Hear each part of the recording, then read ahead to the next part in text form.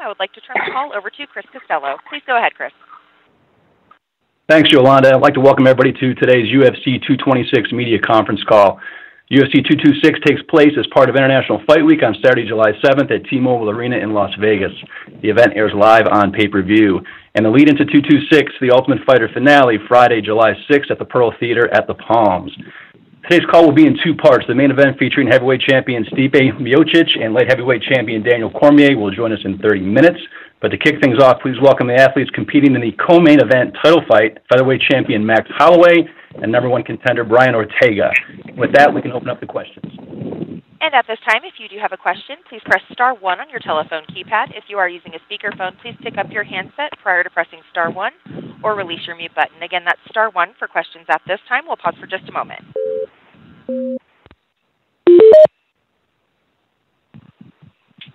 Our first question will come from Damon Martin with flowcombat.com. Please go ahead.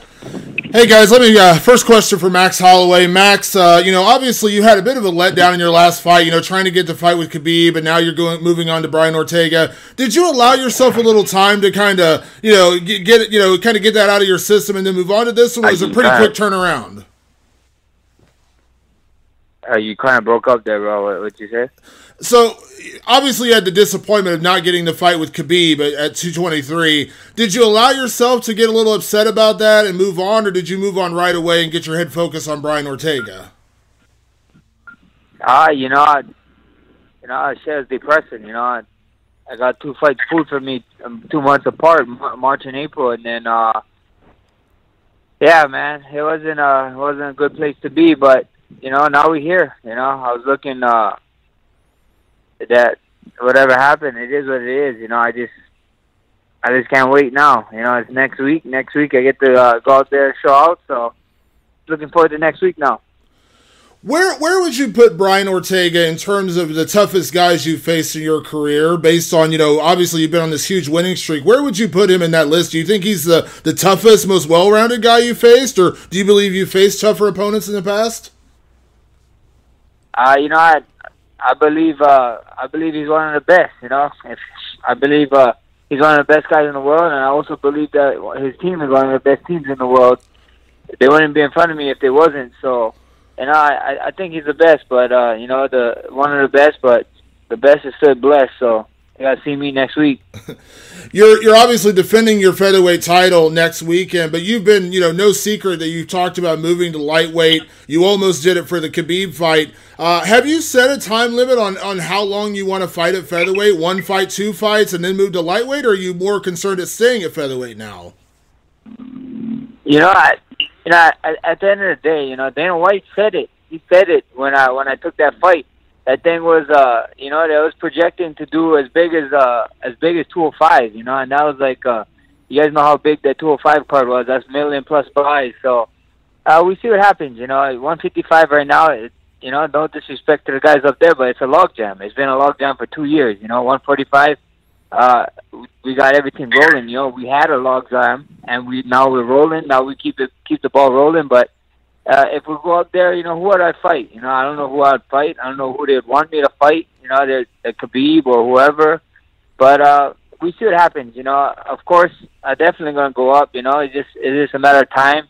Who's left at 45, and then medically wise too. So there's a bunch of questions that we can sit down and talk to the UFC after this fight. But first things first. I got business to handle at 45. I'm going to defend and. I got one of the biggest fights of my life coming up next week. Absolutely. And a question for Brian Ortega.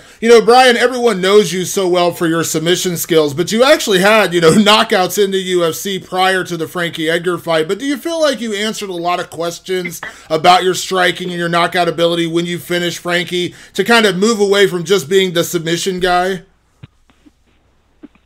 Yeah, of course, man. I feel like, because before those two, the last back-to-back fights pretty much against Moicano and Cub were submissions, so everyone was just looking at the submission part of it. But, now, with the Frankie, it just kind of reminded people that, I got the stand-up element as well. When you came to the UFC, obviously you had, those crazy third-round finishes, so many in a row, but your last two you've gone out and been pretty dominant. Second-round finish against Cub, first-round finish against Frankie. Do you feel like you've kind of turned a corner a little bit to where you've kind of gotten that slow start maybe a little bit out of your system, or has something changed in training to where you've kind of focused on, becoming more of a fast starter or any of that?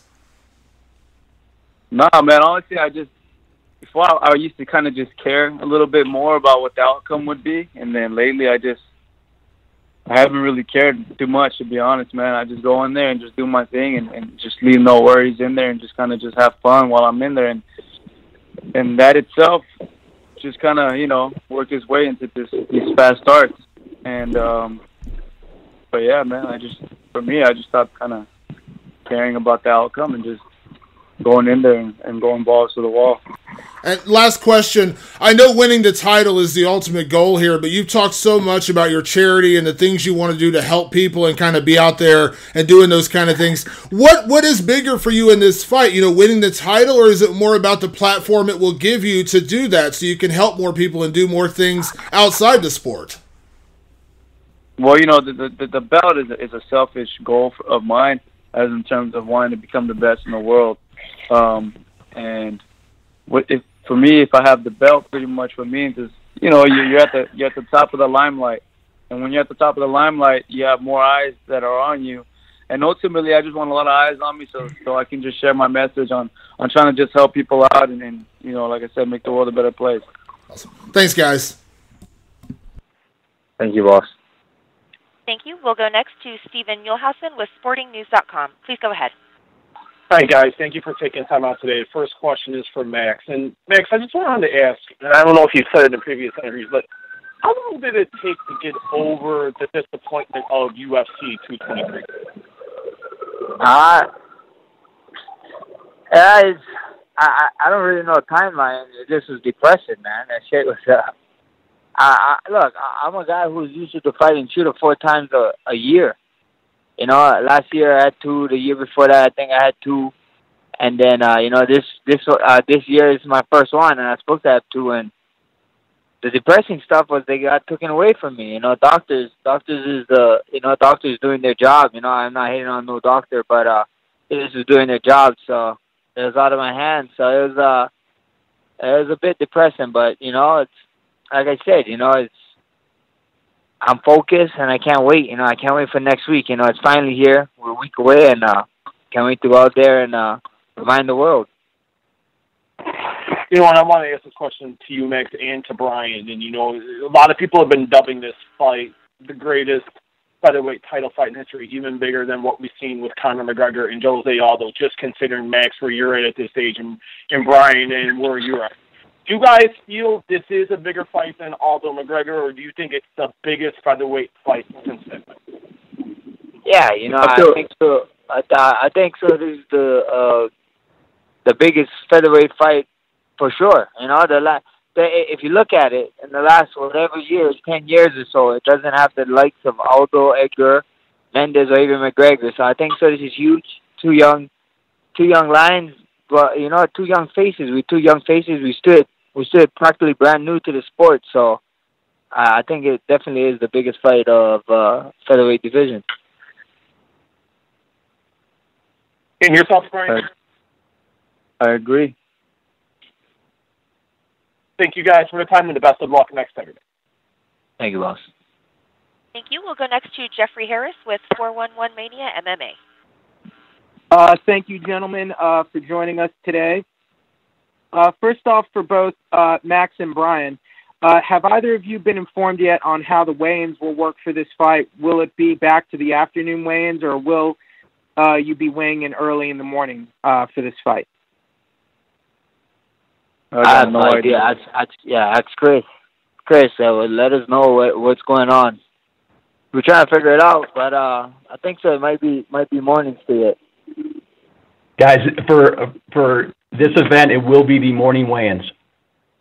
Roger. There you go. Now, the talk right now is the UFC will be moving back to the afternoon weigh-ins, or at least that's the plan. Do either of you have a preference? And I mean, Max, in the past, certainly you were set to fight Anthony Pettis. He failed to make weight for your title fight. You made weight for that fight for the interim title. And it seems in the last 2 years, it seems in a comparable period, 62 fighters missed weight compared to 32 missing weight beforehand. Is this a problem, or should it stay at the morning weigh-in? I believe it's not a problem. I don't think it's a problem. I just think so. People just still trying to figure out their timing with it. At the end of the day, if they want to bring back the afternoon weigh-ins, they shouldn't take away the morning weigh-ins from the guys who wants to do it. If they want guys, they should do one in the morning and one in the afternoon. And the guys who in the morning want to go over there and get it done. And then the guys in the afternoon, if you guys want to suffer all the way to whatever, 4 o'clock, 5, 4:15, 4:30, you guys go ahead and do that. So I think they should just have two of the weigh-ins.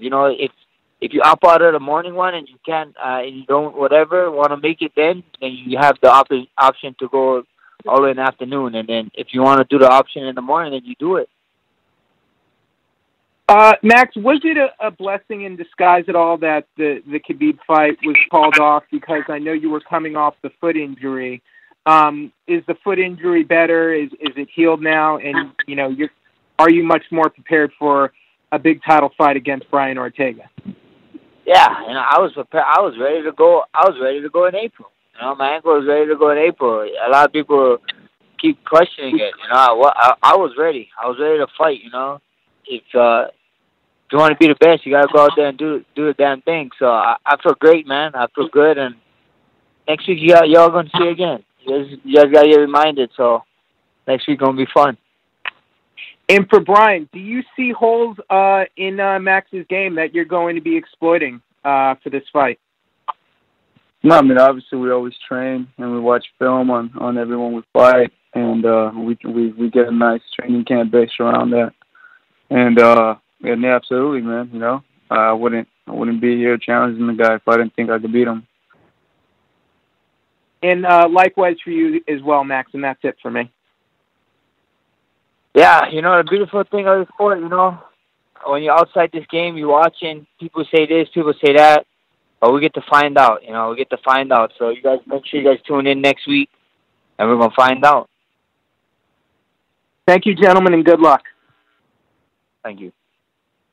We'll move now to Harry Kettle with Sportskeeda MMA. Hi guys, my first question is for Max. Max, people refer to you as someone who can carry the featherweight division for years to come.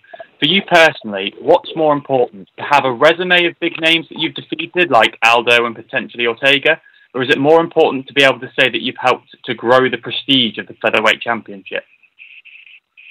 My man DC said it perfect. It's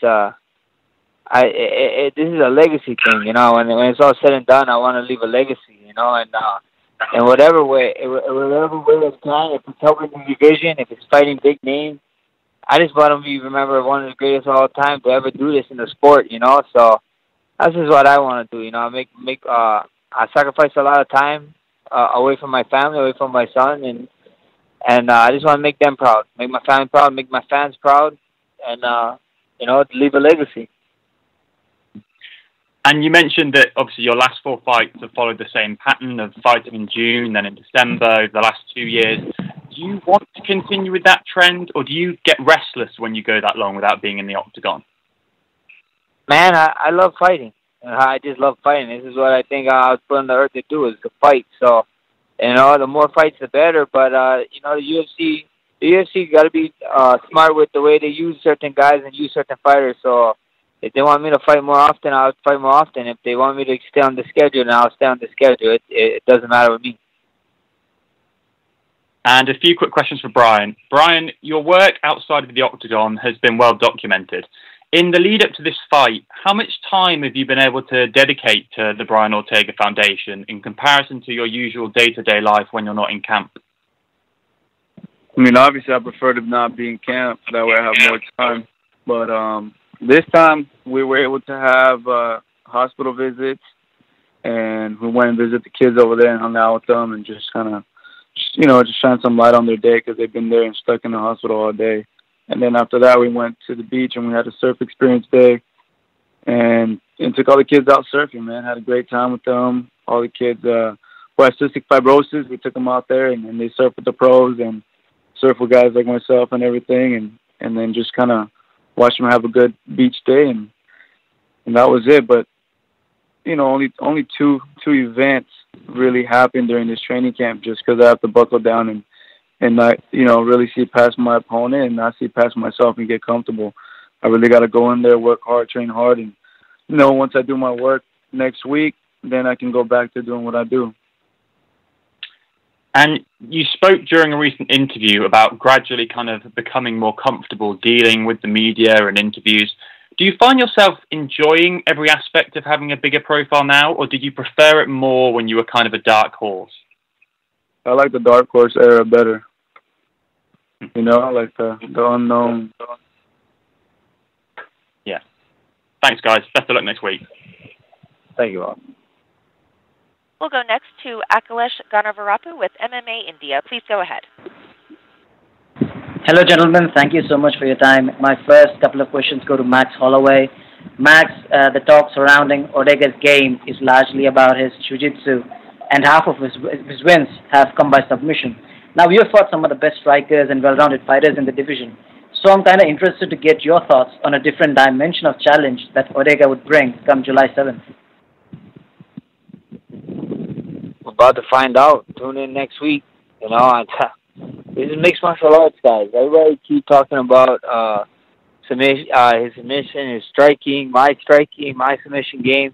At the end of the day, we find out. That's the beautiful thing about this sport. We're about to find out, and next week, y'all gonna see. Gotcha. And you've almost cleaned out the division, and there was even talk about you moving up a weight class.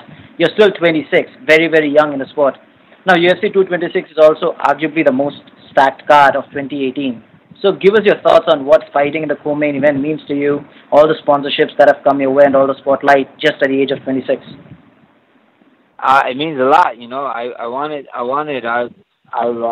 to be on big card. You want to be a part of these big cards. You want to be a part of history. We got a man in the main event going for history. One of them trying to be the longest reigning defending heavyweight champion. One of them trying to hold two belts at the same time. And then you got big. They call it a super fight. They're not only talking about the main event. They're talking about the co-main event too. So it means a lot to me to be able to have this spot on this card. This is like the Super Bowl of the UFC. A blockbuster, a big blockbuster hit that comes out in the summer.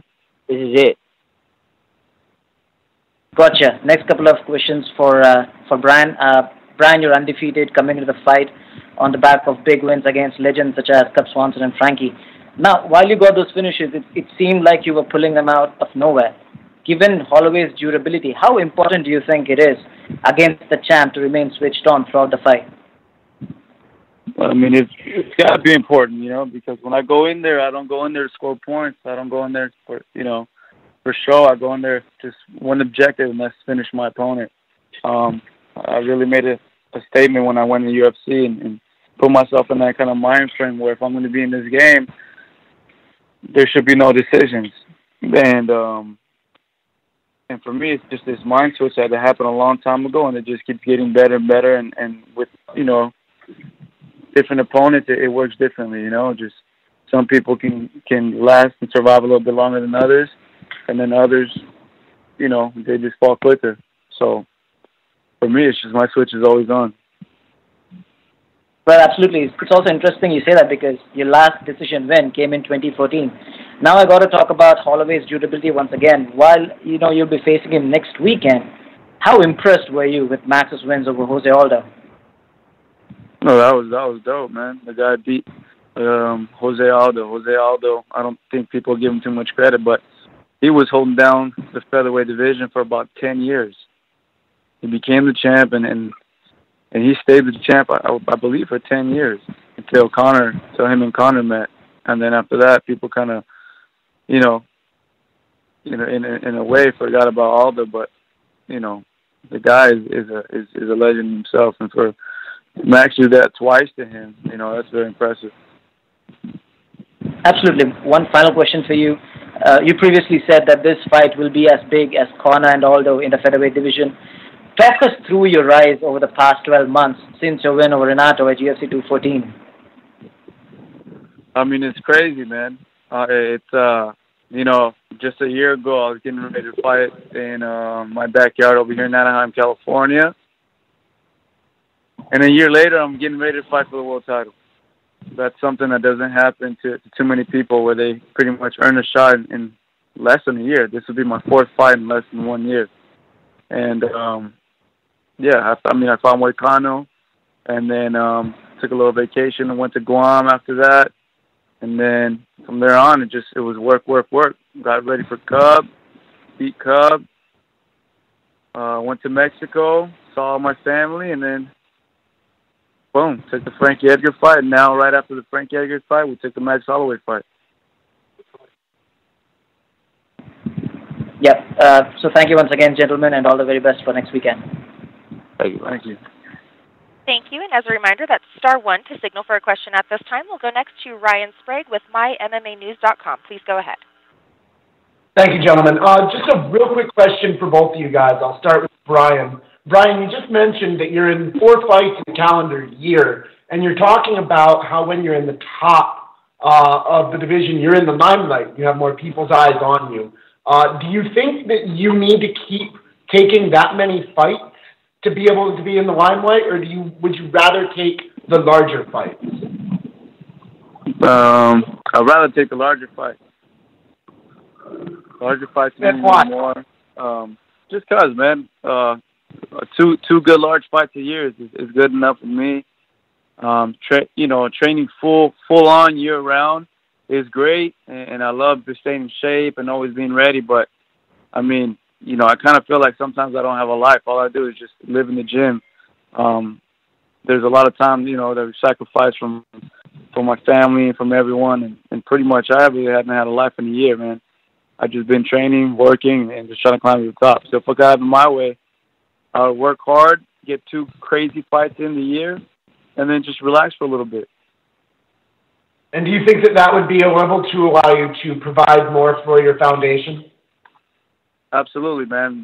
This game is who can move the needle, you know what I'm saying? And the more eyes that are on you, the better. And the more you're doing better while these eyes are on you, the more the fans are going to go for your side. They're going to cheer for you. And ultimately, that's what I want to do, man. Either gain fans and supporters from everywhere, you know what I'm saying? UFC is one platform, and, after this, I'm going to be doing a little bit of acting and doing some stuff like that. So it's going to just get more eyes on me from different platforms to help me pretty much relay my message that I want.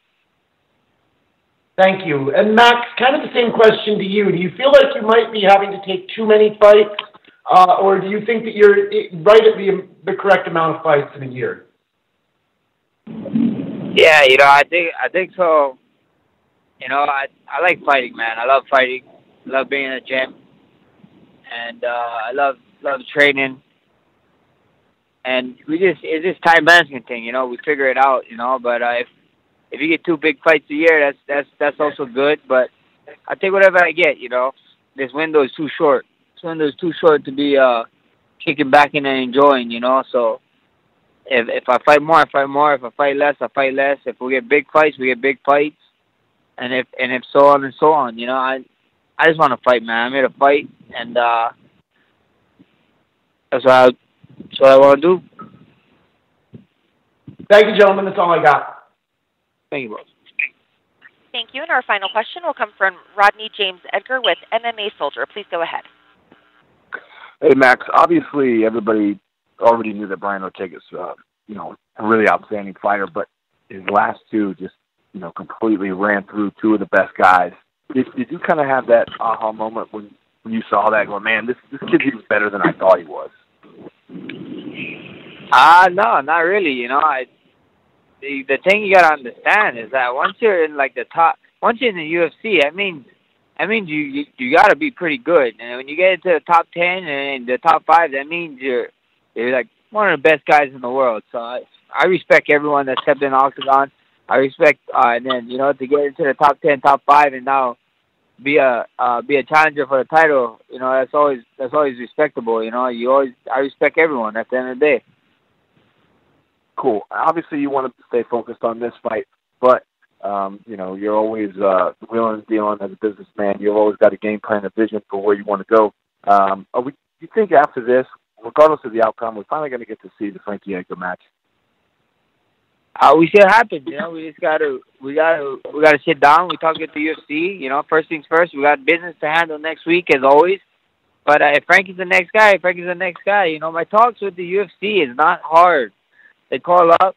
I tell them we talk, and I tell them, look, you find the best guy you guys think is the best guy. Whoever you guys think the best guy is, put him on this contract. Put his name on this contract. I'm gonna sign the dotted line. That's it. It's plain and simple. I love it. There's a lot of great fights between now and your fight in Las Vegas. A lot of fights going on, including a Hawaiian champion that's fighting tomorrow night. So any fights that you're looking forward to leading up to fight week? You know, yeah, you know, Team Hawaii for the win. You know, all the time the Hawaii wave be rolling. So yeah, I know Ilima's fighting tomorrow. You know, she's gonna do her thing. And then I think so. We got Hawaiians on the contender show next week Tuesday, and then we got, of course, Brad headlining the night before us, and then I think Osovich is on that too. So should be fun. Should be a fun week. You know, should be a fun week. Great week and a half for Hawaii, and it's gonna be exciting for fans. Great. T-City, same question for you. Any fights that you're looking forward to? No, man, not to be honest. To be honest, I don't really watch fights too much. I'd rather go surf. I'd rather go do something outside. Really? Too much of a TV watcher. But I'm just getting ready and happy for next Saturday. That's the fight I'm looking forward to. Right on. Every time you step in the cage, you look absolutely massive. I imagine that you walk around, you know, pretty heavy in comparison to 145. Talk me through the last week of your weight cut. What is that? Is it very difficult for you? I mean, how much weight and what's the process? I mean, the process is just make 145. No, I'm Mexican, man, so we like to eat a lot, you know what I'm saying? Mama and Dad always make them tacos, you know? So, yeah, I walk around pretty heavy, but, I mean, I train hard, I work hard, and I've never missed weight. And the last week, pretty much for me, is just kind of, I've been learning how to do that water load trick, I guess, you know, where you drink a lot of water and you pretty much make it an easier cut for yourself. And against the Frankie fight, that really worked well. So I'm going to try it on this fight. Oh, very good. And last question I have for you, T-City, is, you know, obviously this is a 5-round championship fight. You know, Vegas has an interesting climate, you know. I mean, it's not humid. It's not really at a high elevation, but it is really dry and it is very hot. I mean, I know you're fighting inside, but you still have to kind of get acclimated. So how do you prepare differently for a 5-rounder in that climate coming into this one? No, I mean, I'm always training over here, man, and I got Mexican blood running through my veins, and we're desert people, you know. That's where we thrive the most. Well, thank y'all, gentlemen. I appreciate your time, and we look forward to seeing y'all. Thank you, boss. Thank you. And with that being our final question, I'll turn the conference back over to Chris Costello.